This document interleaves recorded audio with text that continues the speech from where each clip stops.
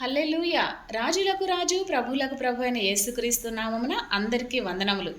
ఈరోజు పరిశుద్ధాత్మ దేవుడు మన ముందు ముగ్గురు భక్తులను, విశ్వాసులను మనకు మార్గదర్శకులుగా మన ముందు ఉంచి ఉన్నారు. ఆ ముగ్గురు గురించి మనం చూసుకొని ధ్యానించుకుందాము.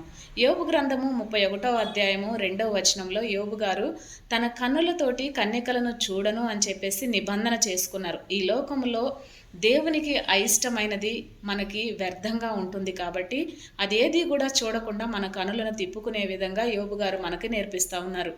రెండవదిగా రూతమ్మ గారిని మన ముందు పెడుతున్నారు. రూతు గ్రంథము 1వ అధ్యాయము 16వ వచనంలో రూతమ్మ తన యొక్క శాపగ్రస్తమైన జీవితాన్ని మార్చుకోవడానికి, నయోమి వెంట రావడానికి ఎంతో ఆశపడింది, ఇష్టపడింది. తన జీవితాన్ని మార్చుకోవడానికి ఒక నిబంధన చేసుకుంది. ఆ నిబంధనలో ఆమె స్థిరంగా ఉంది. కనుకనే యేసుక్రీస్తు యొక్క వంశావళిలో చేర్చబడింది. మూడవదిగా మన ముందు ఏలియా గురించి మన ముందు పరిశుద్ధాత్మ దేవుడు పెడతా ఉన్నారు. ఏలియా తన జీవితంలో తన ఉన్నతమైన స్థానానికి వెళుతున్నప్పుడు, దేవుని యొక్క మార్గంలో నడుస్తున్నప్పుడు ఎలీషా గారు తన దగ్గరకు వచ్చి, యెహోవా జీవం తోడు, నేను నిన్ను వెంబడిస్తాను, నేను నీతోనే ఉంటాను అన్నప్పుడు అక్కడ ఏలియా అనేక సందర్భాల్లో తన ఉద్దేశం ఎలా ఉందో కనుక్కోవడానికి మాట్లాడినప్పుడు ఎలీషా గారు నిబంధన చేసుకుంటాడు. నా గురువుతోనే నేను ఉంటాను అని చెప్పేసి నిబంధన చేసుకొని ముందుకు వెళ్తూ ఉంటారు.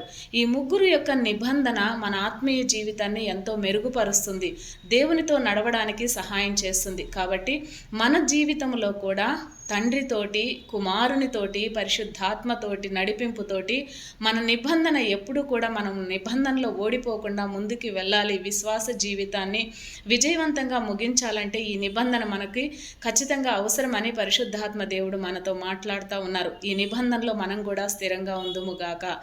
ఈ వాక్యం దేవుడు దీవించి ఆశీర్వదించునుగాక. ఆమెన్. హల్లెలూయా.